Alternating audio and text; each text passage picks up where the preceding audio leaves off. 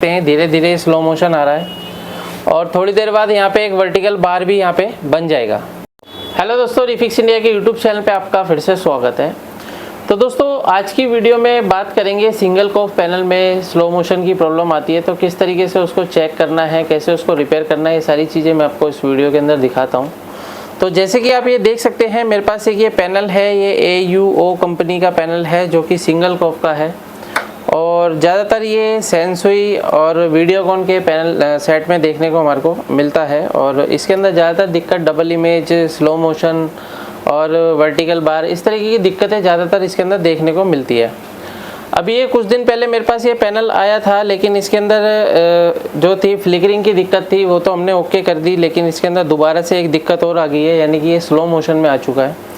जैसे कि slow motion में किस तरीके का है ये मैं आपको इसके अंदर दिखा देता हूँ एक बार सेट को ऑन करके।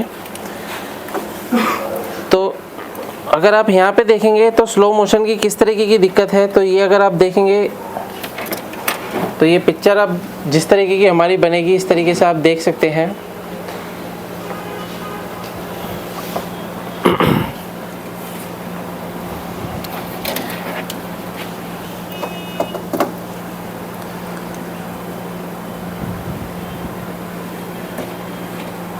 ये सेट मेरा ऑन हो गया है और ऑन करने के बाद अगर आप यहाँ पे देखेंगे तो इस तरीके की देख सकते हैं धीरे धीरे स्लो मोशन आ रहा है और थोड़ी देर बाद यहाँ पे एक वर्टिकल बार भी यहाँ पे बन जाएगा।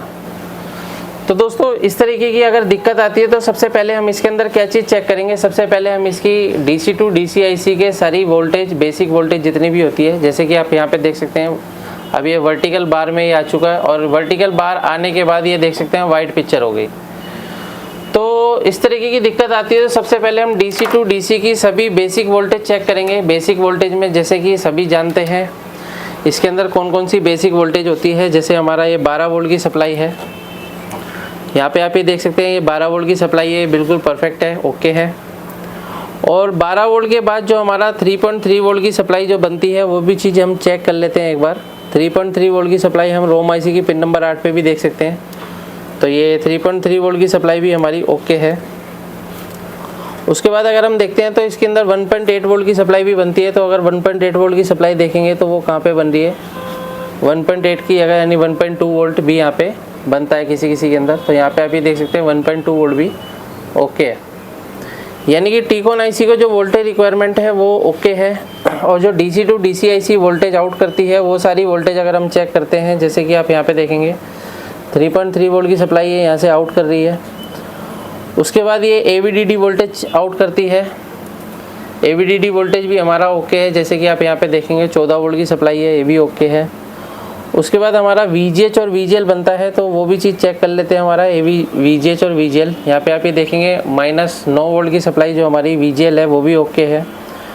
और फाइनल अगर वोल्टेज अगर हम चेक करते हैं तो इसकी VGH वोल्टेज अगर हम देखेंगे तो VGH वोल्टेज भी मैं आपको दिखा देता हूँ। VGH जो होती है इसकी हाई वोल्टेज होती है, सबसे ज़्यादा वोल्टेज इसके अंदर VGH वोल्टेज होगी। तो यहाँ पे अगर हम देखते हैं अलग अलग पॉइंट पे इस पर हमारे को देखना होगा, क्योंकि इसके अंदर ये देखिए 30 वोल्ट की सप्लाई है, बिल्कुल परफेक्ट तरीके से ये बन रही है। यानी कि दोस्तों क्या है कि वोल्टेज रिक्वायरमेंट तो पूरी है लेकिन अभी भी इस तरीके की दिक्कत अगर हमारे को देखने को मिल रही है तो अब हम चेक करेंगे कि हमारी जो लेवल शिफ्टर IC है, लेवल शिफ्टर IC की क्या क्या वोल्टेज रिक्वायरमेंट है। तो लेवल शिफ्टर IC को जो वोल्टेज चाहिए वो चाहिए एक तो VGL वोल्टेज -10 वोल्ट ओके है, ये दोनों PF जो लगे हुए हैं -10 वोल्ट के लिए लगे हुए हैं। और यहाँ पे अगर आप देखोगे तो ये हमारा VGH वोल्ट के लिए ये हमारा PF लगे हुए हैं 2, तो ये भी वोल्टेज हमारी ओके है। उसके बाद हमारी जो लेवल शिफ्टर IC को चाहिए 3.3 वोल्ट की सप्लाई, तो उसमें अगर हम देखेंगे तो हमारे को यहाँ पे जो वोल्टेज मिल रहा है वो 181 मिली वोल्ट के अराउंड यहाँ पे हमारे को वोल्टेज मिल रहा है। अभी दोस्तों क्या है, ये जो प्रॉब्लम आई है, ये प्रॉब्लम आई है हमारे, ये देख सकते हैं यहाँ पे मैंने इसको बाईपास किया था और ये फ्लिकरिंग की दिक्कत थी इसके अंदर, जिसमें हम LC1 LC2 को बाईपास करते हैं। तो बाईपास करने के बाद इस तरीके की दिक्कत हमारे को देखने को मिली है। तो इस तरीके की दिक्कत आ रही है तो सबसे पहले अब हम क्या काम करेंगे, लेवल शिफ्टर IC की हम वोल्टेज रिक्वायरमेंट को पूरा करेंगे, क्योंकि जब तक लेवल शिफ्टर IC हमारी काम नहीं करेगी तब तक हमारा ये पैनल स्कैनिंग नहीं करेगा, यानी कि जो पैनल की जो पिक्चर है उसको स्कैनिंग करना स्टार्ट नहीं करेगा। जब तक पैनल में स्कैनिंग नहीं होगी तो पिक्चर किसी भी हाल में नहीं बनेगी। तो उसके लिए क्या है कि आप यहाँ पे सबसे पहले 3.3 वोल्ट की सप्लाई हम देके चेक करते हैं। सबसे पहले हम देख लेते हैं कि यहाँ पे इसके आसपास में 3.3 वोल्ट की सप्लाई हमें कहाँ पे मिल रही है। तो इसके आसपास से ही हम यहाँ पे 3.3 वोल्ट की सप्लाई यहाँ पे लेंगे। तो यहाँ पे आप ये देख सकते हैं, यहाँ पे एक छोटा सा ट्रांजिस्टर लगा हुआ है और इस ट्रांजिस्टर के अगर मैं कलेक्टर पे लगा रहा हूँ तो यहाँ पे मेरे को एक 3.3 वोल्ट की सप्लाई मिल रही है। तो मैं क्या काम करूँगा, यहाँ से 3.3 वोल्ट का एक जंपर लगा के या फिर बीच में 1K की एक रेजिस्टेंस लगा के मैं इसको सप्लाई दे के चेक करता हूँ कि मेरे पैनल की क्या कंडीशन रहती है। उसके बाद यहाँ पे आप ये देखेंगे तो ये मेरे पास एक रेजिस्टेंस है और इस रेजिस्टेंस को हम थोड़ा सा क्लीन कर लेते हैं ताकि सोल्डिंग करने में हमारे को प्रॉब्लम ना हो।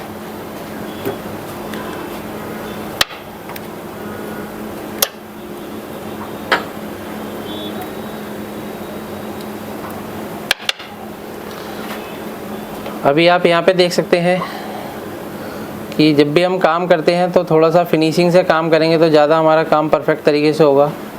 तो इसको मैंने यहाँ पे क्लीन कर लिया है और क्लीन करने के बाद मैं इसको यहाँ पे सोल्डर कर देता हूँ।